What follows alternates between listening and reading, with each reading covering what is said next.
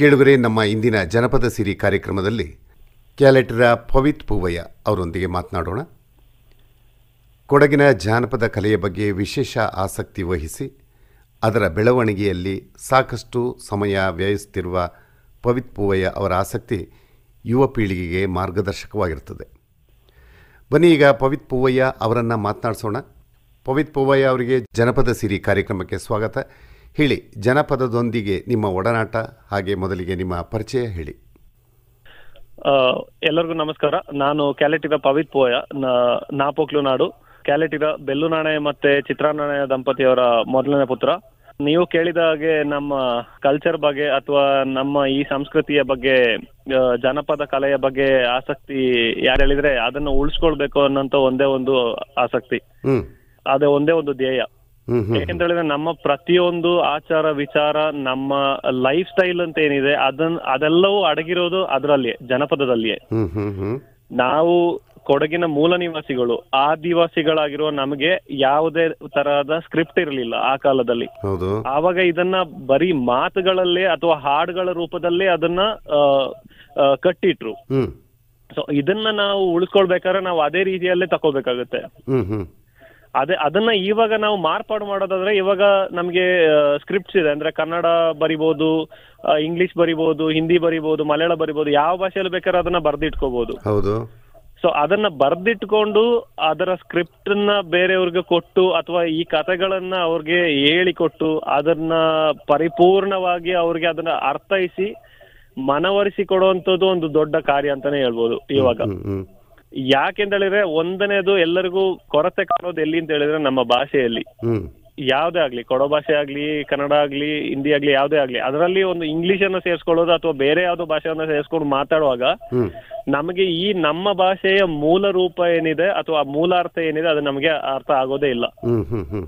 So ಆವಾಗ ಅದರ ಮೇಲೆ ನಾವು ಏನ್ ಹೇಳೋದು, ಒಂದು ರಿಸರ್ಚ್ ಅನ್ನ ಮಾಡ್ಲೇಬೇಕಾಗುತ್ತೆ. ಈ ಅಕ್ಷರ ಏನು, ಇದರ ಅರ್ಥ ಏನು, ಇದು ಯಾಕೆ ಈ ತರ ಹೇಳ್ತಾರೆ ಅಂತೇಳಿ ಅದನ್ನ ಮನವರಿಕೆ ಮಾಡ್ಕೊಳ್ಳೋದೇ ಒಂದು ದೊಡ್ಡ ಕಾರ್ಯ ಆಗಿದೆ ಸರ್. ಹಾಗಾಗಿ ಇದನ್ನ ಉಳಿಸ್ಕೊಳ್ಬೇಕು ಅನ್ನೋದೇ ಒಂದು ದೊಡ್ಡ ಧ್ಯೇಯ ಆಗಿದೆ. ಈಗ ಕೊಡಗಿನ ಜನಪದ ವಿಚಾರವಾಗಿ ಯಾವ ಪ್ರಕಾರಗಳಲ್ಲೆಲ್ಲ ತಮ್ಮ ಆಸಕ್ತಿ ಇದೆ, ಹಾಗೆ ಅದನ್ನ ಸಂಶೋಧನೆ ಅಂತ ಹೇಳಿದ್ರಿ, ಅದ್ರ ಬಗ್ಗೆ ಏನ್ ಕೆಲಸ ಮಾಡ್ತಾ ಇದ್ದೀರಿ ಸರ್?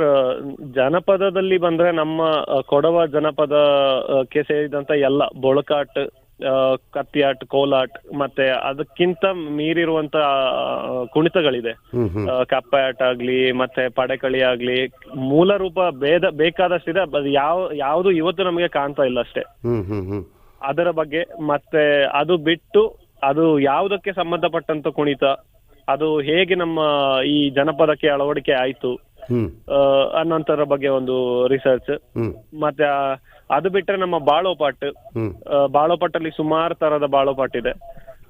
ನಮ್ಮ ದೇಶ ಕೊಡಗು ದೇಶವನ್ನ ಕಟ್ಟಿರೋದ್ರಿಂದ ಹಿಡಿದು ನಮ್ಮ ಕಾವೇರಿ ತಾಯಿಯವರೆಗೆ ಯಾರಾದ್ರೂ ತೀರಿ ಹೋದ್ರೆ ಅವರ 11ನೇ ದಿವಸ ನಾವು ಮಾದ ಅಂತ ಏನ್ ಹೇಳ್ತೀವಿ, ತಿಥಿ ಅಂತ ಏನ್ ಹೇಳ್ತೀವಿ, ಆವತ್ತು ದಿವಸದಲ್ಲಿ ಹಾಡುವಂತ ಹಾಡುಗಳ ಬಗ್ಗೆನೂ ಅದರ ರಿಸರ್ಚ್ ಮಾಡಿ ಅದು ಯಾಕೆ ಅದನ್ನ ಹಾಡ್ತಾರೆ, ಯಾವ ಸಮಯದಲ್ಲಿ ಅದನ್ನ ಆಡ್ತಾ ಇದ್ರು, ಏನಕ್ಕೋಸ್ಕರ ಆಡ್ತಾ ಇದ್ರು ಅಂತ ಹೇಳೋಂತ ರಿಸರ್ಚ್ ಅನ್ನ ಕೂಡ ಮಾಡಿದೀವಿ ಸರ್. ಅದನ್ನ ಕಲಿಯೋದು ಮತ್ತೆ ಅದರಲ್ಲಿ ಭಾಗವಹಿಸೋದನ್ನು ಕೂಡ ಮಾಡ್ತೀವಿ. ಇದು ಪವಿತ್ ಪೂವಯ್ಯ ಅವರೇ, ನಾವು ಕೇಳಲ್ಪಟ್ಟೆ ನೀವು ಬಹಳ ಸಣ್ಣ ವಯಸ್ಸಿನವರು ಅಂತ. ಇಷ್ಟು ಚಿಕ್ಕ ವಯಸ್ಸಿನಲ್ಲಿ ಇಷ್ಟು ಒಂದು ಈ ಜನಪದ ಕಲೆಯ ಬಗ್ಗೆ ಆಸಕ್ತಿ ಮೂಡೋದಕ್ಕೆ ಕಾರಣ ನಮ್ಮ ತಂದೆ ತಾಯಿನೇ ಸರ್. ಒಂದು ಏನಂತ ಹೇಳಿದ್ರೆ, ಅವರು ನಮ್ಗೆ ಏನು ಒಳ್ಳೆದನ್ನ ಕಲಿಸ್ತಾರೆ, ನಾವು ಅದನ್ನೇ ಕಲಿತೀವಿ. ಸೊ ಹಾಗಾಗಿ ಅವರು ಇದರ ಬಗ್ಗೆ ಸ್ವಲ್ಪ ಆಸಕ್ತಿ ತೋರಿದ್ರು. ಆದ್ರೆ ಅವ್ರಿಗೆ ಇದನ್ನ ಪರಿಪೂರ್ಣವಾಗಿ ಕಲೀಲಿಕ್ಕಾಗ್ಲಿ ಅದರ ಹಿಂದೆ ಹೋಗ್ಲಿಕ್ಕಾಗ್ಲಿ ಅವ್ರಿಗೆ ಸಮಯ ಸಿಗ್ಲಿಲ್ಲ.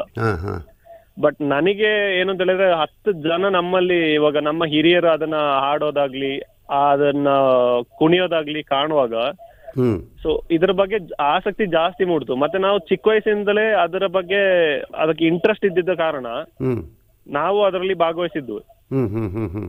ಸೊ ಭಾಗವಹಿಸುವಾಗ ನಮಗೆ ಆಟೋಮೆಟಿಕ್ ಅದರ ಇಂಟ್ರೆಸ್ಟ್ ಜಾಸ್ತಿ ಆಯ್ತು. ಸೊ ಇದು ನಮ್ಮದಾದಂತ ಇಷ್ಟೊಂದು ಒಳ್ಳೆ ಕಲ್ಚರ್, ಇಷ್ಟೊಂದು ವ್ಯಾಲ್ಯೂಬಲ್ ಆಗಿರೋಂಥ ಕಲ್ಚರ್ ನಾವು ಹಾಳು ಮಾಡಬಾರ್ದು ಅನ್ನೋಂಥ ಮೈಂಡ್ ಸೆಟ್ ಕ್ರಿಯೇಟ್ ಆಯ್ತು. ಸೊ ಹಾಗಾಗಿ ನನಗೆ ಹೇಗೆ ಗೊತ್ತಿದೆಯೋ ಅದೇ ತರ ನಮ್ಮಲ್ಲಿ ಎಲ್ಲಾ ಮಕ್ಳಿಗೆ ಇದು ಗೊತ್ತಿರಬೇಕು ಅನ್ನೋಂಥ ಒಂದು ಇಂಟೆನ್ಷನ್ ಅಲ್ಲಿ ಕ್ರಿಯೇಟ್ ಆಯ್ತು. ಸೊ ಅದಕ್ಕಾಗಿ ನಾನು ಇದರ ಹಿಂದೆನೆ ಬೀಳಕ್ ಸ್ಟಾರ್ಟ್ ಮಾಡಿದೆ. ಇದು ಯುವ ಪೀಳಿಗೆಗೆ ಎಲ್ಲರಿಗೂ ಗೊತ್ತಿರಬೇಕಾಗಿತ್ತು, ತಿಳ್ಕೊಳ್ಬೇಕು ಈ ಕಲೆಯನ್ನು, ಅವರು ಕೂಡ ಸ್ವಂತವಾಗಿ ಪ್ರಯೋಗ ಮಾಡಬೇಕು. ಈಗ ಹೆಚ್ಚಿನದಾಗಿ ನಾವು ಹೇಳೋದಾದರೆ ಕೊಡಗಿನಲ್ಲಿ ಯುವ ಜನಾಂಗ ಹೆಚ್ಚಿನದಾಗಿ ಹೊರಗಡೆ ನೆಲೆಸಿದ್ದಾರೆ. ಈಗ ನಗರದ ಕಡೆಗೆ ಹೆಚ್ಚಿನ ಆಕರ್ಷಣೆಯಿಂದ ಇಲ್ಲಿಯ ಭೂಮಿಯನ್ನೆಲ್ಲ ಪಾಳ್ಬಿಟ್ಟು ಹೋಗ್ತಾ ಇದ್ದಾರೆ. ಹೌದು ಸರ್. ಈಗ ಅಂತ ಹಾಗಿರುವಾಗ ನೀವು ಅದ್ರ ಬಗ್ಗೆ ಆಸಕ್ತಿ ವಹಿಸಿ ಏನೋ ಕೆಲಸ ಮಾಡ್ತಾಯಿದ್ರಿ. ನಿಮ್ಮಂಥವ್ರು ಕೂಡ ಈ ರೀತಿ ಜನಪದದ ಬಗ್ಗೆ ಆಸಕ್ತಿ ವಹಿಸಿ ಅದರ ಬೆಳವಣಿಗೆಗೆ ಏನೋ ಕೆಲಸ ಮಾಡ್ತಿದ್ದೇ ಹೋಗಿದ್ದಿದ್ರೆ ಇದು ಇನ್ನು ಸ್ವಲ್ಪವೇ ಸಮಯದಲ್ಲಿ ಇದು ಹೇಗೆ ಏನು ಅಂತ ಹೇಳೋದೇ ಗೊತ್ತಿರೋದಿಲ್ಲ ಯುವ ಜನಾಂಗಕ್ಕೆ. ಹೌದು ಹೌದು. ಹಾಗಾಗಿ ಈಗ ನೀವು ನಿಮ್ಮದೇ ಒಂದು ತಂಡವನ್ನು ಕಟ್ಟಿಕೊಂಡು ಇದನ್ನು ಯುವ ಜನಾಂಗಕ್ಕೆ ಕಲಿಸುವ ಪ್ರಯತ್ನ ಏನಾದ್ರು ಮಾಡ್ತಾಯಿದ್ದೀರಾ? ಹೌದು ಸರ್, ನೀವ್ ಹೇಳ್ದಾಗೆ ಇದನ್ನ ಕಲ್ಸೋ ಪ್ರಯತ್ನ ಅಂತೂ ಖಂಡಿತವಾಗಿ ಮಾಡಿದೀವಿ. ಆದ್ರೆ ನಾವು ತಂಡ ಕಟ್ಕೊಂಡು ಮಾಡ್ತಾ ಇಲ್ಲ. ನಾನು ಇಂಡಿವಿಜುವಲ್ ಎಲ್ಲಿ ಕರೆದ್ರು ಹೋಗಿ, ಯಾವ ಟೈಮಲ್ಲಿ ಕರೆದ್ರು ಹೋಗಿ ಅದನ್ನ ಹೇಳ್ಕೊಡೋದಕ್ಕೆ ರೆಡಿ ಇದ್ದೀನಿ. ಆ ಕೆಲಸವನ್ನ ಮಾಡಿದೀನಿ. ಅದನ್ನ ಹೇಳ್ತಾ ಇರೋದು. ಇವಾಗ ನಮ್ಗೆ ನಮ್ಮದೇ ಆದಂತ ಒಂದು ವಿಚಾರ ನಮ್ಗೆ ಗೊತ್ತಿಲ್ಲ ಅಂತ ಹೇಳಿದ್ರೆ ನಾವು ಲೋಕದಲ್ಲಿ ಎಲ್ಲಿ ಹೋಗಿ ಏನ್ ಕಲ್ತ್ರು ಅದು ಪ್ರಯೋಜನ ಇಲ್ಲ. ಸೊ ನಮಗೆ ನಮ್ಮ ಬೇರೆ ಏನು ಅಂತ ಗೊತ್ತಿರ್ಬೇಕು, ನಮ್ಮ ಬುಡ ಏನು ಅಂತ ಗೊತ್ತಿರ್ಬೇಕು. ಸೊ ನಾವು ಯಾವಾಗ ಗಟ್ಟಿಯಾಗಿರ್ತೀವಿ, ನಮ್ಮ ಬುಡ ಯಾವಾಗ ಗಟ್ಟಿಯಾಗಿರುತ್ತೆ, ಮತ್ತೆ ಬಾಕಿ ಎಲ್ಲವೂ ಗಟ್ಟಿ ಆಗ್ತಾ ಹೋಗುತ್ತೆ. ಯಾವುದೇ ಪ್ರತಿಫಲಾಪೇಕ್ಷೆ ಇಲ್ಲದೆ ನೀವು ಕೆಲಸ ಮಾಡ್ತಾ ಇದ್ದೀರಿ. 100%. ಯಾಕಂದ್ರೆ ಇದರಲ್ಲಿ ನಾವು ಪ್ರತಿಫಲ ಅಪೇಕ್ಷೆ ಇಟ್ಕೊಂಡು ಮಾಡಿದ್ರೆ ಅದು ಫಲ ಸಿಗೋದಿಲ್ಲ ಅಂತ ತಿಳ್ಕೊಳ್ತೀನಿ. ಕೆಲವೊಂದಕ್ಕೆ ನಾವು ಚಾರ್ಜ್ ಮಾಡ್ಬೇಕಾಗತ್ತೆ, ಅವಾಗ ಚಾರ್ಜ್ ಮಾಡ್ಲೇಬೇಕಾಗುತ್ತೆ. ಬಿಕಾಸ್ ಇವತ್ತಿನ ಕಾಲದಲ್ಲಿ 3 ವರ್ಷದಿಂದ ಈ ಕಡೆಗೆ ನಮ್ಮ ಫ್ಯೂಯಲ್ ಚಾರ್ಜಸ್ ಅನ್ನ ನೀವು ತಗೋಬಹುದು. ಫಾರ್ ಎಕ್ಸಾಂಪಲ್, ನಮ್ಗೆ ಹೋಗ ಬರೋ ಖರ್ಚಿಗೆನೆ ಅದು ಏನು ಸಾಲೋದಿಲ್ಲ. ಅಂತ ಟೈಮಲ್ಲಿ ನಾವು ಕೇಳ್ಬೇಕಾಗುತ್ತೆ. ಅದು ಬಿಟ್ಟು ನಾವು ಬೇರೆ ಎಕ್ಸ್ಟ್ರಾ ಏನು ಕೇಳಕ್ಕೆ ಹೋಗಲ್ಲ. ನಿಮ್ಮದೇ ರೀತಿಯಲ್ಲಿ ಯೋಚನೆ ಮಾಡೋ ಒಂದು ತಂಡವನ್ನು ಕಟ್ಕೊಂಡ್ರೆ ನಿಮಗೆ ಈ ಕೆಲಸ ಸುಗಮವಾಗ್ತದೆ ಅಂತ ಅನಿಸ್ತದೆ. ಹೌದು ಸರ್. ಆದ್ರೆ ಅದಕ್ಕಿಂತ ಮುಂಚೆ ಆ ತಂಡದಲ್ಲಿರುವಂತ ಜನರಿಗೆ ಎಲ್ರಿಗೂ ಅದು ಗೊತ್ತಿರಬೇಕು. ಹೌದು, ಅದೇ ಹೇಳಿದ್ದು, ಸಮಾನ ಮನಸ್ಕರಾಗಿರ್ಬೇಕು. ಹೌದು. ಸೊ ಅದೇ ನನಗೆ ಫುಲ್ ಗೊತ್ತಿದ್ದು ಅವ್ರಿಗೆ ಅರ್ಧ ಗೊತ್ತಾದ್ರೆ ಅದು ಪ್ರಯೋಜನ ಇರೋದಿಲ್ಲ. ಇವಾಗ ನನಗೆ ಇವಾಗ ಗೊತ್ತಿದೆ. ಅದೇ ತರ ಇನ್ನೊಂದು ತಂಡ ರೆಡಿ ಆಗ್ಬೇಕಂದ್ರೆ ನಾನು 10 ಜನರಿಗೆ ಹೋಗಿ ಅದನ್ನ ಕಲ್ಸಿದ ಮೇಲೆನೆ ಅದು ಅದರಲ್ಲಿ ಒಂದು ತಂಡ ರೆಡಿ ಆಗೋದು. ಈಗ ನೀವು ಹಾಡು ಹೇಳ್ತೀರಾ? ಹೌದು ಸರ್, ಹೇಳ್ತಿದ್ದೀನಿ ಸರ್. ಒಂದು ಬಾಳೋಪಾಟ್ನಲ್ಲಿ ಒಂದು ಹಾಡು ಹೇಳ್ಬೋದಾ? ಹೇಳ್ಬೋದು ಸರ್. ನಮ್ಮ ಎಲ್ಲ ಬಾಳೋಪಾಟಲ್ಲಿ ಸ್ಟಾರ್ಟಿಂಗ್ ಅಲ್ಲಿ ಬರುವಂತದ್ದು ನಮ್ಮ ದೇಶ ಕಟ್ಟದ ಭಾಗ. ಸೊ ಆ ದೇಶ ಕಟ್ಟು ಭಾಗವನ್ನ ಸ್ವಲ್ಪ ಹಾಡ್ತೀನಿ ಸರ್. ಬಾಳೋ ಬಾಳೋ ಕೋಯಂಗಡ ದೇವ ಬಾಳೋ ಕೋಮಾದೇವ ಬಾಳ ಕೋ ದೇವಿ ಬಾಳೋ ಕೋಮಾದೇವಿ ಪಾಟೋ ಬಾಳೋ ಕೋ ಸೂರೇಯ ಬಾಳಕ ಕೂಡೋ ಬಾಳೋ ಕೋ ಚಣ್ಣೋರ ಭೂಮಿ ಬಾಳೋ ಕೋ ಜಬ್ಬೋ ಮೇ ಬಾಳಕ ಜಬ್ಬಾರ ಕೈ ಬೋ ಮೇ ये बो मेरा कमिदल बाळ कडेद देशा कचोलोळ पाडे नोटे के कांबका तेतराचे चेडी पोल बाळक वज्रत कडी पोल माणिक परंबोल तुंग न तो ತುಳುನಾಡ ಬಾಂಗನ ಬಾಯನಾಡ ಬಾಳೋ ಕರ ಪಳ್ಳೆ ಕೆ ಮೈಸೂರು ಮಾಣಿಕ ಮಲೆನಾಡು ಬಾಳ ಕೈನಾಡು ರೋ നടവല് ಒಂದೋಳೋರೆ ಕೊದೇಶಕ್ಕೆ ದಂಡೋಳೋರೆ ಕೊದಿಪೇದ ಬಾಳ ಕಯಾಲೋ ಮಾಲ ಕೆ ಪೊಮ್ಮಾಲ ಪೊಮ್ಮಾಲ ಕೊಡುಮಾಲ. ಬಹಳ ಚೆನ್ನಾಗಿತ್ತು ಕೇಳೋದಕ್ಕೆ, ಯಾವುದೋ ಬೇರೆಯೇ ಲೋಕಕ್ಕೆ ಹೋದಾಗೆ ಆಗ್ತದೆ. ಇದರ ಜೊತೆಯಲ್ಲಿ ದುಡಿ ಇದ್ರೆ ಇನ್ನೂ ಕೇಳೋದಕ್ಕೆ ಕೆಂಪಾಗಿರ್ತದೆ ಅಂತ. ಹೌದು ಸರ್, ಹೌದು, ದುಡಿ ಇದ್ರೆ ಇನ್ನೂ ಚೆನ್ನಾಗಿ ಕೇಳುತ್ತೆ. ಹೌದು ಹೌದು. ಕೊಡಗಿನ ಇಲ್ಲಿಯ ಎಲ್ಲವೂ ವಿಶಿಷ್ಟವಾಗಿರುವಂಥದ್ದು, ವೇಷಭೂಷಣವಾಗಿರ್ಬೋದು, ಆಹಾರ ಪದ್ಧತಿ ಆಗಿರ್ಬೋದು, ಪ್ರಾದೇಶಿಕವಾಗಿ ಕೂಡ ಒಂದು ರೀತಿಯ ವಿಭಿನ್ನವಾದ ಪ್ರದೇಶ. ಇವತ್ತು ದೆಹಲಿಗೆ ಹೋದಾಗ ಕೂಡ ಅಥವಾ ಬೆಂಗಳೂರಿನಲ್ಲಿ ಕೂಡ ಯಾವುದೋ ಸಮಾರಂಭಗಳಲ್ಲಿ ಕೊಡುವ ವೇಷಭೂಷಣಗಳನ್ನು ನೋಡುವಾಗ ಬಹಳ ಆಸಕ್ತಿಯಿಂದ ನೋಡಿ ಸಂತೋಷ ಪಟ್ಟಿದ್ದುಂಟಂತೆ. ಹೌದು ಹೌದು ಅಲ್ವಾ? ಖಂಡಿತ. ವಿಶೇಷವಾಗಿ ಅದು ನೋಡುವಾಗನೇ ಒಂದು ಅತ್ಯಂತ ಶ್ರೀಮಂತ ಸಂಸ್ಕೃತಿ ಅಂತ ಹೇಳೋದು ಒಂದು ಗೋಚರ ಆಗ್ತದೆ. ಹೌದು ಸರ್, ಹೌದು. ಅದೇ ಏನಾಗ್ತಾ ಇದೆ ಇವತ್ತು ಕೊಡಗಿನ ಏನು ಸಂಸ್ಕೃತಿಗೆ ಬಿಂಬಿಸುವಂಥ ಪೋಷಾಕು ಇರ್ಬೋದು, ಅಥವಾ ಕೊಡೋ ಭಾಷೆಯನ್ನು ಮಾತನಾಡುವ ಜನಗಳು ಕೂಡ ಆ ಕೊಡೋ ಭಾಷೆಯಲ್ಲಿ ಮಾತನಾಡಬೇಕಾದ್ರೆ ಹೆಚ್ಚಿನದಾಗಿ ಇಂಗ್ಲೀಷನ್ನು ಸೇರಿಸ್ಕೊಂಡು ಮಾತನಾಡೋದು. ಮತ್ತು ಈಗ ಹೆಚ್ಚಿನವರೆಲ್ಲರೂ ಈಗ ನಾನು ಹೇಳೋದಾದರೆ ಕೊಡಗಿನಲ್ಲಿ ಈಗಾಗಲೇ 50% ಅಷ್ಟು ಜನ ಹೊರಗಿದ್ದಾರೆ ಅಂತ ಅನಿಸ್ತದೆ. ಹೌದು ಹೌದು ಸರ್. ನಗರ ಕಡೆಗೆ ಹೋಗ್ತಾ ಇದ್ದಾರೆ. ಈಗಾಗಲೇ ನಾನು ಸುಮಾರು ಬಾರಿ ಹೇಳಿದ್ದೀನಿ, ಒಬ್ಬರು ಚಿಂತಕರು ಹೇಳಿದರು, ಇನ್ನು 10-15 ವರ್ಷಗಳಾದ ಮೇಲೆ ಕೊಡಗಿನಲ್ಲಿ ಯಾರೂ ಇರೋದಿಲ್ಲ. ಈಗಾಗಲೇ ಇರೋರೆಲ್ಲ 60, 65, 70 ವರ್ಷದ ಅಜ್ಜ ಅಜ್ಜಿಯರು ತೋಟ ನೋಡ್ಕೊಂಡಿದ್ದಾರೆ. ಯುವ ಜನಾಂಗ ಪೂರ್ತಿಯಾಗಿ ನಗರದ ಕಡೆ ಹೋಗ್ತಾ ಇದೆ. ಇಂಥ ಸಂದರ್ಭದಲ್ಲಿ ನೀವು ಇಷ್ಟೊಂದು ಆಸಕ್ತಿಯಿಂದ ಈ ಕೊಡಗಿನ ಜನಪದವನ್ನು ಉಳಿಸೋದಕ್ಕೆ ಪ್ರಯತ್ನ ಪಡ್ತಿರೋದು ಬಹಳ ಶ್ಲಾಘನೀಯನೇ. ಧನ್ಯವಾದಗಳು ಸರ್. ನಿಮ್ಮ ಹಾಗೆ ಹೆಚ್ಚು ಜನ ಇದರಲ್ಲಿ ಸೇರಿಕೊಂಡ್ರೆ ಈ ಮುಂದಿನ ಪೀಳಿಗೆಗೆ, ಇಲ್ಲ ಅಂತ ಹೇಳಿದ್ರೆ ನಾವು ಟಿ ವಿನಲ್ಲೋ ಅಥವಾ ಯಾವುದಾದ್ರು ಯೂಟ್ಯೂಬ್ನಲ್ಲೋ ತೋರಿಸ್ಬೇಕಾಗ್ತದೆ. ನೋಡಿ, ಹೀಗಿದ್ರು ನಾವು ಈ ಥರ ಬಟ್ಟೆ ಹಾಕ್ತಾ ಇದ್ವಿ, ಈ ಥರ ನೃತ್ಯ ಮಾಡ್ತಾ ಇದ್ವು, ಈ ಥರ ಹಾಡುಗಳನ್ನ ಹಾಡ್ತಾ ಇದ್ದು, ಇದನ್ನು ಹೀಗೆ ನಾವು ಇನ್ನು ಪಿಕ್ಚರಲ್ಲಿ ಅಥವಾ ಪೇಪರ್ನಲ್ಲಿ ತೋರಿಸ್ಬೇಕಾಗಬಹುದೇನೋ. ಹೌದು ಸರ್, ಹೌದು. ಅದಾಗಬಾರ್ದು. ಅದಕ್ಕೂ ಮೂಲ ಕಾರಣ ಇದೆ. ಏನಂತ ಹೇಳಿದ್ರೆ ತಂದೆ ತಾಯಿಯ ಪ್ರೋತ್ಸಾಹ ಬಹಳ ಕಮ್ಮಿ. ಒಂದು ಮನೆಯಲ್ಲಿ ನಾವು ಸಣ್ಣ ಮಕ್ಕಳಿಗೆ ಜಾಸ್ತಿ ಇಂಗ್ಲಿಷ್ ಅನ್ನೇ ಜಾಸ್ತಿ ಕಲ್ಸೋದು. ಸೊ ಇವಾಗ ನೋಡಿ, ಸರ್ಕಾರನೇ ಒಂದು ಕಾನೂನು ತಂದಿದೆ, ಏನು ಅಂತ ಹೇಳಿದ್ರೆ ಮಾತೃಭಾಷಾ ಶಿಕ್ಷಣ ಅಂತ ಹೇಳಿ. ಹೌದು. ಅದರ ಮೂಲ ಉದ್ದೇಶ ಏನು ಅಂತ ಹೇಳಿದ್ರೆ, ನೀವೇ ನೋಡಿ ಸರ್, ನಿಮ್ಮ ಜನರೇಷನ್ ಅಲ್ಲಿ ಅಥವಾ ನಮ್ಮ ತಂದೆ ತಾಯಿಯ ಜನರೇಷನ್ ಅಲ್ಲಿ ಮತ್ತೆ ನಮ್ಮಲ್ಲಿರುವಂತ ವ್ಯತ್ಯಾಸ. ಅವರು ಓದಿದೆಲ್ಲ ಕನ್ನಡ ಮೀಡಿಯಂ ಅಲ್ಲೇ. ಅವಾಗ ಅವರು ಮಾತೃಭಾಷೆಯನ್ನೇ ಜಾಸ್ತಿ ಮಾತಾಡ್ತಿದ್ರು. ಆದ್ರಿಂದ ಅವರಲ್ಲಿ ಇರುವಂತ ಕಾನ್ಫಿಡೆನ್ಸ್ ಲೆವೆಲ್ ನಮ್ಮ ಈಗಿನ ಮಕ್ಕಳಲ್ಲಿ ಇಲ್ಲ.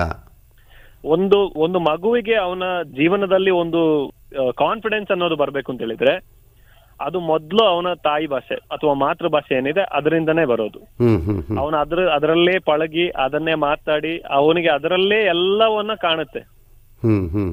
ಅವನ ಲೈಫ್ ಸ್ಟೈಲ್ ಕಾಣುತ್ತೆ, ಏನು ಕೊರತೆ ಇದೆ ಅದನ್ನ ಹೇಗೆ ನೀಗಿಸ್ಬೇಕು ಅನ್ನೋದು ಕಾಣುತ್ತೆ. ಈ ಸ್ಪರ್ಧಾತ್ಮಕ ಯುಗದಲ್ಲಿ ಇಂಗ್ಲಿಷಿನ ಅವಶ್ಯಕತೆ ಇದೆ, ಹಾಗಂತ ಮಾತೃಭಾಷೆಯನ್ನೇ ಪೂರ್ಣವಾಗಿ ಕಡೆಗಣಿಸೋದು ಅಂತ ಹೇಳಿದ್ರೆ ಅದು ಏನಾಗ್ತದೆ. ಇನ್ನೊಬ್ರು ಕವಿಗಳು ಹೇಳ್ತಾರೆ, ನಿಮ್ಮ ಭಾವನೆಗಳನ್ನ ನಿಮ್ಮ ಮಾತೃಭಾಷೆಯಲ್ಲಿ ವ್ಯಕ್ತಪಡಿಸುವ ಹಾಗೆ ಇನ್ನು ಯಾವ ಭಾಷೆಯಲ್ಲಿ ಕೂಡ ಆಗೋದಿಲ್ಲ ಅಂತ. ಆಗೋದಿಲ್ಲ. ಹೌದು ಸರ್, ಅದನ್ನೇ ಹೇಳ್ತಾ ಇರೋದು. ಇವಾಗ ನಾವು ಅದನ್ನೇ ಹೇಳ್ತಾ ಇರೋದು, ಇಂಗ್ಲಿಷ್ ಅನ್ನ ಒಂದು ಲ್ಯಾಂಗ್ವೇಜ್ ಆಗಿ ತಕೊಂಡ್ರೆ ಒಳ್ಳೇದು. ಅದು ನಾಲೆಜ್ ಅಲ್ಲ. ಹೌದು. ಕಂಪ್ಲೀಟ್ ನಾಲೆಜ್ ಅಲ್ಲ. ಯಾರಾದ್ರೂ ಇಂಗ್ಲಿಷ್ ಮಾತಾಡ್ಕೊಂಡು ನಾನೇನೋ ದೊಡ್ಡ ವಿಚಾರ ಅಂತ ತಿಳ್ಕೊಂಡ್ರೆ ಅದು ದಯವಿಟ್ಟು ಅದನ್ನ ಮರ್ತು ಬಿಡಿ, ಅದು ಪ್ರಯೋಜನಕ್ಕೆ ಇಲ್ದಿರೋ ವಿಷಯ ಅದು. ಅದೇ ನಮ್ಮ ಭಾಷೆಯಲ್ಲಿ ನಮ್ಮ ಪ್ರತಿಯೊಂದು ಅಕ್ಷರವನ್ನ ಬಿಡದೆ ಮಾತಾಡ್ತೀವಲ್ಲ, ಅದು ನಿಜವಾದ ಗುಣ. ಅದರಲ್ಲಿರುವಂತ ಕಾನ್ಫಿಡೆನ್ಸ್, ಅದರಲ್ಲಿರುವಂತ ಸಂತೋಷ, ಅದರಲ್ಲಿ ಬರುವಂತ ಮನದಾಳದ ಮಾತು ಬೇರೆ ಯಾವ ಭಾಷೆಯಲ್ಲೂ ಬರಲ್ಲ ಸರ್. ಹ್ಮ್ ಹ್ಮ್ ಹ್ಮ್ ಅದು ಯಾವುದೇ ಮಾತೃಭಾಷೆ ಆಗಿರ್ಲಿ, ಅದರಲ್ಲಿ ಮಾತಾಡುವಾಗ ನಮಗೆ ಇಂಗ್ಲಿಷ್ ಅಲ್ಲಿ ನಮಗೆ ಅದನ್ನ ಎಕ್ಸ್ಪ್ರೆಸ್ ಮಾಡಕ್ ಆಗೋದಿಲ್ಲ. ಆಗೋದಿಲ್ಲ. ಅದೇನಿದ್ರು ಫೇಕ್ ಆಗೇ ಇರುತ್ತೆ. ಹೌದು ಹೌದು ಹೌದು ಹೌದು. ಜನಪದ ಗೀತೆಗಳ ಬಗ್ಗೆ ಜೊತೆಯಲ್ಲಿ ಆ ನೃತ್ಯಗಳ ಬಗ್ಗೆ ಕೂಡ ಎಲ್ಲ ಹೆಚ್ಚು ಜ್ಞಾನ ಹೊಂದಿದ್ದೀರಿ, ಸಂಶೋಧನೆ ಕೂಡ ಮಾಡ್ತಾ ಇದ್ದೀರಿ ಅಂತ ಹೇಳಿದರೆ. ಹೌದು ಸರ್. ಯಾವ ರೀತಿಯಲ್ಲಿ ಸರ್? ಒಂದನೇ ನಾವು ರಿಸರ್ಚ್ ಅಂತ ಹೇಳಿದಾಗ ಎಲ್ಲರೂ ಯೋಚನೆ ಮಾಡ್ತಾರೆ, ಇವನೇನೋ ಬುಕ್ ನೋಡಿ ಅಥವಾ 10 ಜನರ ಜೊತೆ ಅದು ವಿಡಿಯೋ ಗಿಡ ಮಾಡಿ ಎಲ್ಲ ತಿಳ್ಕೊಳ್ತಾ ಇದ್ದಾನೆ, ಓ ಈ ತರ ಏನಾದ್ರು ಮಾಡ್ಬೋದು ದುಡ್ಡುಗೋಸ್ಕರ ಅಂತ. ಇಲ್ಲ ಸರ್, ಆಕ್ಚುಲಿ ಏನಂದ್ರೆ ಫಸ್ಟ್ ನಾವು ಕಲಿಬೇಕಾಗಿರೋದೇ ನೇಚರ್ ಜೊತೆ ಮಿಂಗಲ್ ಆಗಕ್ಕೆ. ನಾವು ನೇಚರ್ ಜೊತೆ ಮಿಂಗಲ್ ಆದ್ರೆ ಆಟೋಮೆಟಿಕ್ ಆಗಿ ನಮ್ಗೆ ಈ ಏನ್ ನಾವು ಅನಲೈಸ್ ಮಾಡ್ತೀವಿ ಅಥವಾ ಏನು ನಾವು ರಿಸರ್ಚ್ ಅಂತ ಮಾಡ್ತೀವಿ ಅದಕ್ಕಿರೋ ಉತ್ತರ ಅಲ್ಲೇ ಸಿಕ್ಬಿಡುತ್ತೆ. ಅದಕ್ಕಿರುವಂತ ಉತ್ತರ ಅಲ್ಲಿ ಸಿಕ್ಕೇ ಸಿಗುತ್ತೆ. ಇದು ನನ್ನ ಒಂದು ಅನುಭವ. ಕೊಡಗಿನವರು ಪ್ರಕೃತಿಯನ್ನೇ ಆರಾಧಿಸುವವರು. ಹೌದು ಸರ್. ಅಲ್ವಾ? ನಮಗೆ ಮರ, ಬೆಟ್ಟ, ಗುಡ್ಡ, ನೀರು ಎಲ್ಲವೂ ದೇವರೇ ನಮಗೆ. ಹೌದು ಸರ್, ಹೌದು. ಸೊ ಹಾಗಾಗಿ ನಾವು ಯಾವುದೇ ಒಂದು ವಿಚಾರವನ್ನ ನಾವು ತಕೊಂಡು ಅದರ ಮೂಲ ಹುಡುಕ್ತಾ ಹೋದ್ರೆ ನಾವು ಫಸ್ಟ್ ಮಿಂಗಲ್ ಆಗ್ಬೇಕಾಗಿರೋದೇ ನೇಚರ್ ಜೊತೆ. ನಮ್ಮ ಪ್ರಕೃತಿಯ ಜೊತೆ ಒಡನಾಡಿದ್ರೆ ಮಾತ್ರ, ಆ ಒಡನಾಟ ಇಟ್ಕೊಂಡ್ರೆ ಮಾತ್ರ ನಮಗೆ ಅದರ ಮೂಲ ಏನು ಅಂತ ಗೊತ್ತಾಗುತ್ತೆ. ಅದು ಬಿಟ್ರೆ ಏನು ಗೊತ್ತಾಗೋದೇ ಇಲ್ಲ. ಅದು ಬಿಟ್ರೆ ಬೇರೆ ದಾರಿನೂ ಇಲ್ಲ. ಬುಕ್ಕಲ್ಲಿ ಬರ್ದಿರೋದು ಅದು ಒಂದು ಅವರಿಗೆ ಮನ್ಸಿಗೆ ಬಂದಾಗೆ ಬರ್ದಿರ್ತಾರೆ, ಅದು ಬೇರೆ ವಿಚಾರ ಅದು. ಬಟ್ ಅದಕ್ಕಿಂತ ಒಳಗಡೆ ಆಳಕ್ಕೆ ಇಳಿಯುವಂತ ವಿಚಾರಗಳು ಸುಮಾರು ಇರ್ತವೆ. ಅದು ಏನಕ್ಕೆ ಈ ತರ ಅಂತ ಹೇಳುವಂತ. ಫಾರ್ ಎಕ್ಸಾಂಪಲ್ ನಾನು ಹೇಳಿದಾಗೆ ನಮ್ಮ ಒಡಿಗತ್ತಿ ಒಂದು ಮ್ಯಾಟರ್ ನಾನು ಹೇಳ್ತೀನಿ. ಒಡಿಗತ್ತಿ ನಮ್ಮ ಟ್ರೆಡಿಷನಲ್ ವೆಪನ್. ಆ ಒಡಿಗತ್ತಿ ಅನ್ನೋದು ಒಂದು ವಿಚಾರ. ಯಾಕೆ ಬೇರೆ ಎಲ್ಲಾ ರೀಜನ್ ಅಲ್ಲಿ ತಲವಾರ್ ಇದೆ ಅಥವಾ ಖಡ್ಗ ಅಂತ ಏನ್ ಕರಿತೀವಿ ಆ ತರ ವೆಪನ್ ಇರ್ಬೇಕಾದ್ರೆ ನಮ್ಮ ಕೊಡಗಲ್ಲಿ ಯಾಕೆ ಒಡಿಗತ್ತಿ ಇರೋದು? ಸೊ ಅದೇ ಶೇಪ್ ಅಲ್ಲಿ ಯಾಕೆ ಮಾಡಿದ್ರು? ಸೊ ಇದಕ್ಕೆ ಉತ್ತರ ಹುಡುಕ್ತಾ ಹೋದ್ರೆ ಸಿಂಪಲ್ ಆಗಿ ನಾವು ನೇಚರ್ ಅಲ್ಲಿ ಇರುವಂತವ್ರು, ದಟ್ಟ ಗುಡ್ಡಗಾಡು ಪ್ರದೇಶದಲ್ಲಿರೋರು, ನಮ್ಗೆ ಆಗಿನ ಕಾಲದಲ್ಲಿ ಇದ್ದಂತ ದಟ್ಟ ಅರಣ್ಯ ಏನಿತ್ತು ಆವಾಗ ನಮ್ಮ ತಲ್ವಾರಷ್ಟು ಉದ್ದ ಇರುವಂತ ವೆಪನ್ ತೆಗೆದು ಬೀಸ್ಲಿಕ್ಕೆ ಇರುವಂತ ಜಾಗ ಇರ್ಲಿಲ್ಲ. ದಟ್ಟವಾದ ಅರಣ್ಯ ಇದ್ದ ಕಾಲ. ಹೌದು ಹೌದು. ಎಲ್ಲಿ ಬೀಸ್ತೀರಾ ನೀವು? ಒಂದು ಕಾಡು ಮಧ್ಯದಲ್ಲಿ ನೀವೇ ಹೋಗಿ ನಿಂತ್ಕೊಂಡು ನೋಡಿ. You can try. ನಾವು ಟ್ರೈ ಮಾಡಿ ನೋಡಿದ್ರೇನೆ ಗೊತ್ತಾಗೋದು. ಕಾಂಪ್ಯಾಕ್ಟ್ ರೀಜನ್ ಅಲ್ಲಿ ನಮ್ಗೆ ವಾರ್ ಮಾಡ್ಬೇಕಾದ್ರೆ ನಮ್ಗೆ ಅದು ಹಿಡ್ತಾ ಬೇಕು, ಕೈಯಿಂದ ಹೋಗ್ಬಾರ್ದು, ಮತ್ತೆ ಜಾಸ್ತಿ ವೆಯ್ಟ್ ಕೂಡ ಇರಬಾರ್ದು, ಮತ್ತೆ ಎಸ್ದ್ರೆ ಅದೇ ಶೇಪ್ ಅಲ್ಲಿ ವಾಪಸ್ ಪುನಃ ಬರ್ಬೇಕು. ನಮ್ಗೆ ಅದನ್ನ ಏನೋ ಒಂದು ಇದು ಕರೀತಾರೆ ಬೂಮರಂಗ್. ಎಸ್, ಬೂಮರಂಗ್ ತರ. ಬೂಮರಂಗ್ ತರ ಎಸ್ದ್ರೆ ಹಂಗೆ ವಾಪಸ್ ಬರ್ಬೇಕು. ಆ ತರ ಡಿಸೈನ್ ಅಲ್ಲಿ ಮಾಡಿರ್ತಕ್ಕಂಥದ್ದು. ಇವಾಗ ನಾವೇನು ಯೋಚನೆ ಮಾಡ್ತೀವಿ, ಇದು ನಮ್ಮದೊಂದು ಟ್ರೆಡಿಷನಲ್ ವೆಪನ್ ಅಂತ ಅಷ್ಟೇ ಗೊತ್ತು, ಬಟ್ ಇದರ ಬೇಸ್ ಏನು ಅಂತ ಯಾರಿಗೆ ಗೊತ್ತಿಲ್ಲ.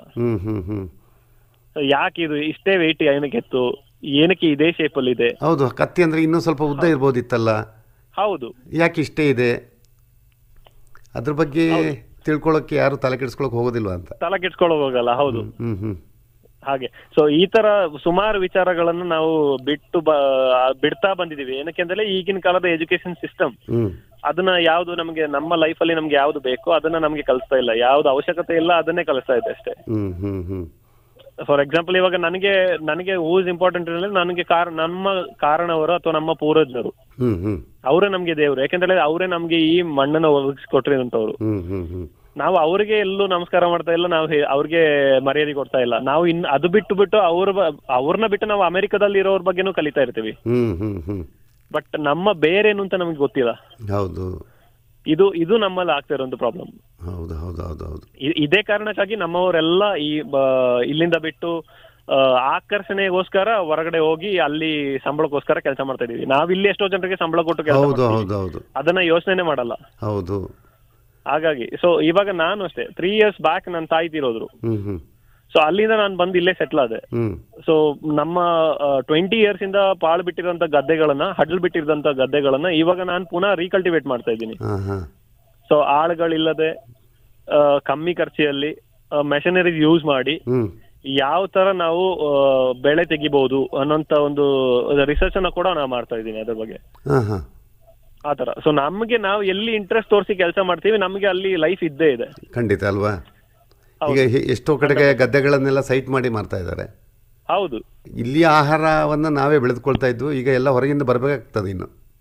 ಹೌದು ಸರ್, 100%. ಹ್ಮ್ ಯಾಕಂತ ಹೇಳಿದ್ರೆ ಲೈಫಲ್ಲಿ ದುಡ್ಡು ಇವತ್ತಿರುತ್ತೆ, ನಾಳೆ ಹೋಗುತ್ತೆ, ಅದು ದೊಡ್ಡ ವಿಚಾರವೇ ಅಲ್ಲ. ಹ್ಮ್ ಆದ್ರೆ ಒಂದು ಸರಿ ಗದ್ದೆ ಮೇಲೆ ಮಣ್ಣು ಹಾಕಿದ ಮೇಲೆ ಅದನ್ನ ಪುನಃ ಗದ್ದೆ ಮಾಡಿ ಅದರಲ್ಲಿ ನೆಟ್ಟು ಪುನಃ ಅನ್ನ ಬೆಳೆಸ್ಬೇಕಾದ್ರೆ ಅದೆಷ್ಟು ಕಷ್ಟ ಇದೆ ಅಂತ ಹೇಳೋದನ್ನ ಒಂದ್ಸತಿ ಯೋಚನೆ ಮಾಡಿದ್ರೆ ಸಾಕು. ಹ್ಮ್ ಹ್ಮ್ ಹ್ಮ್ ಹ್ಮ್ ಮತ್ತೆ ಈ ಗದ್ದೆಗಳಾಗಿರೋದು ಅಷ್ಟು ಸುಲಭದಲ್ಲ.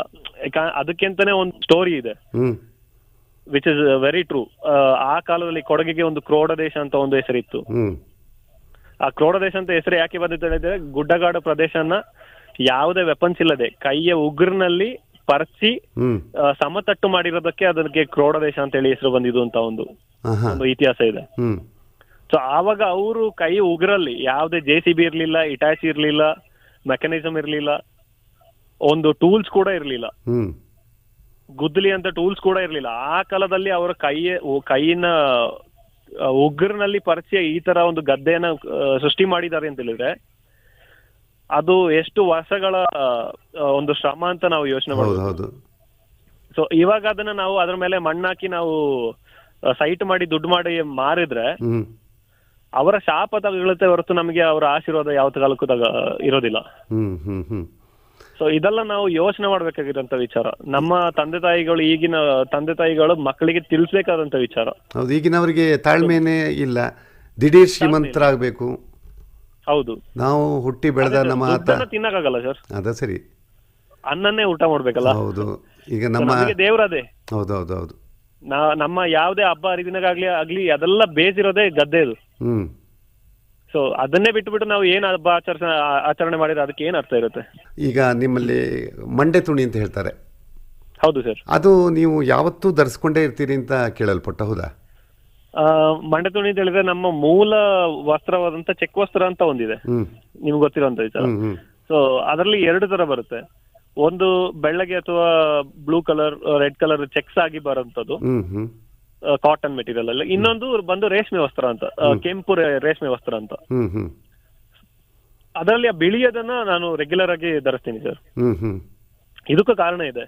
ಯಾಕಂದ್ರೆ ಇಲ್ಲಿ ನಮ್ಮ ಮೂಲ ಉಡುಪು ಅಂತ ಹೇಳುವಂಥದ್ದು ಬರೋದು ಆ ರೀಜನ್ ನ ಟೆಂಪರೇಚರ್ ಅಥವಾ ಹ್ಯೂಮಿಡಿಟಿಗೆ ಅನುಗುಣವಾಗಿ ಬರುವಂತದ್ದು ಅದು, ನಮ್ಮ ಯಾವುದೇ ಟ್ರೆಡಿಷನಲ್ ವೇರ್ ಆಗ್ಲಿ ಇಲ್ಲಿ. ಸೊ ಇಲ್ಲಿ ನಮ್ಮ ಆಗಿನ ಕಾಲದಲ್ಲಿ ಅಜ್ಜಂದ್ರು ತಲೆಗೆ ಚೆಕ್ ವಸ್ತ್ರ ಕಟ್ತಾ ಇದ್ರು, ಅಜ್ಜಿಂದ್ರು ಚೆಕ್ ವಸ್ತ್ರ ಕಟ್ತಾ ಇದ್ರು. ಅವ್ರು ಏನೇ ಡ್ರೆಸ್ ಹಾಕಿದ್ರು, ಬ್ಲೇಸರ್ಸ್ ಹಾಕ್ಲಿ ಅಥವಾ ಫಾರ್ಮಲ್ಸ್ ಹಾಕ್ಲಿ, ಏನೇ ಹಾಕ್ಲಿ, ಅವ್ರ ತಲೆಗೆ ಆ ಚೆಕ್ ವಸ್ತ್ರವನ್ನು ಕಟ್ಟಿ ಮತ್ತೆ ಅವ್ರ ಮನೆಯಿಂದ ಹೊರಗಡೆ ದಾಟ್ತಾ ಇದ್ರು. ಸೊ ಅದಕ್ಕೆ ಹಲವಾರು ಕಾರಣಗಳು ಇದೆ. ಮತ್ತೆ ನಮ್ಮಲ್ಲಿ ಯಾವುದನ್ನ ನಾವು ರೆಗ್ಯುಲರ್ ಡೇಸ್ ಅಲ್ಲಿ ಮಾಡ್ತೀವಿ ಅದನ್ನ ನಾವು ಯಾವ್ದಾದ್ರು ಸೂತಕದ ದಿನಗಳಲ್ಲಿ ನಾವು ಮಾಡೋದಿಲ್ಲ. So that is what the nature says. So ನಾವು ಅದಕ್ಕೆ ಅಪೋಸಿಟ್ ಆಗಿ ನಡ್ಕೊಳ್ಳುವಂಥದ್ದು. ಸೊ ನಮ್ಮ ನಾರ್ಮಲ್ ಡೇಸ್ ಅಲ್ಲಿ ನಾವು ಏನ್ ಮಾಡ್ಬೇಕು ಅದನ್ನ ಮಾಡ್ಲೇಬೇಕು. ಸೊ ನಾವು ಹೊರಗಡೆ ಹೋದಾಗ ನಮಗೆ ತಲೆಗೆ ಪ್ರೊಟೆಕ್ಷನ್ ಬೇಕು. ಸೊ ಪ್ರೊಟೆಕ್ಷನ್ ಬೇಕಾದ್ರೆ ಬೇರೆ ವಸ್ತ್ರಗಳು ಇರ್ಲಿಲ್ಲ ಆ ಕಾಲದಲ್ಲಿ. ಸೊ ತಲೆಗೆ ವಸ್ತ್ರ ಅಂತ ಕಟ್ಟುವಾಗ ನಮ್ಮ ಈ ಚೆಕ್ ವಸ್ತ್ರವನ್ನ ಕಟ್ಕೋತಿದ್ರು.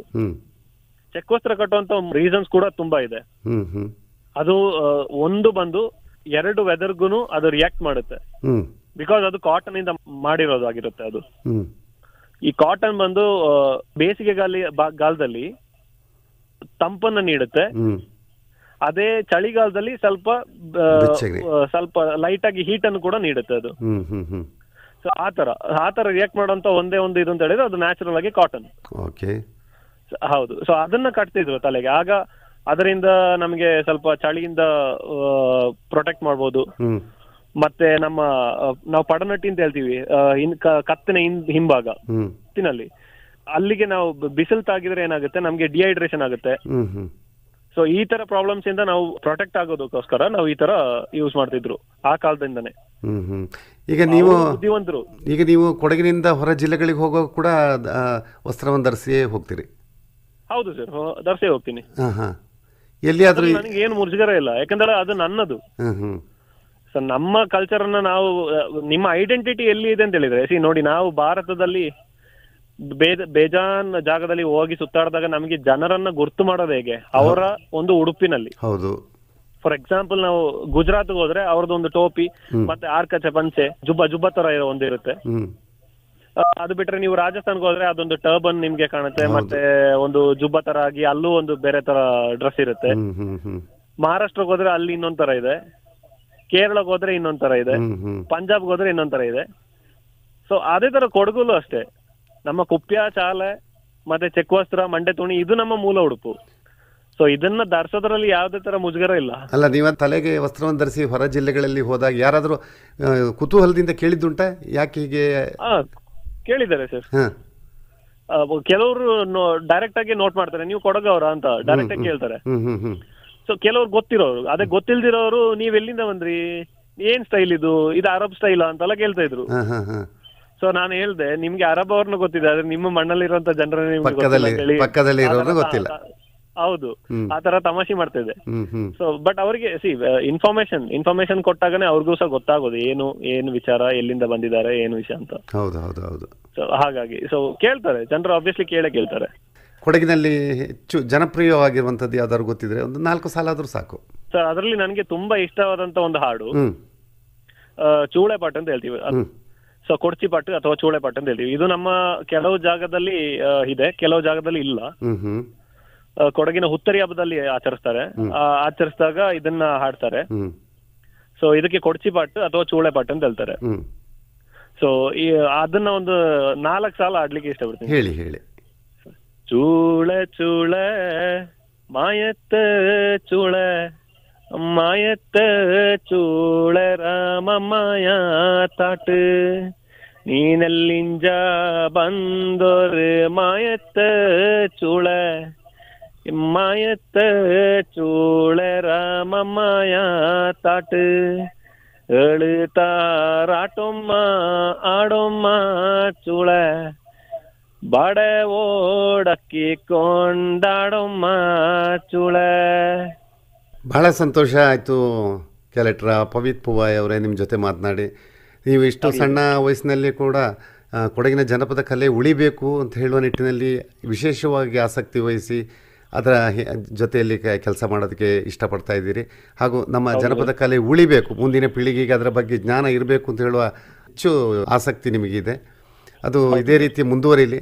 ನಿಮ್ಮ ಜೊತೆ ಇವತ್ತಿನ ಜನಪದ ಸಿರಿ ಕಾರ್ಯಕ್ರಮದಲ್ಲಿ ಮಾತನಾಡಿ ಇಷ್ಟು ಹೊತ್ತು ನಮ್ಮೊಂದಿಗೆ ಈ ಕಾರ್ಯಕ್ರಮದಲ್ಲಿ ಮಾತನಾಡಿದ್ದಕ್ಕೆ ತಮಗೆ ನಿಲಯದ ಪರವಾಗಿ ಧನ್ಯವಾದಗಳು. ನಮಸ್ಕಾರ. ಧನ್ಯವಾದ ಸರ್. ನಮಸ್ಕಾರ.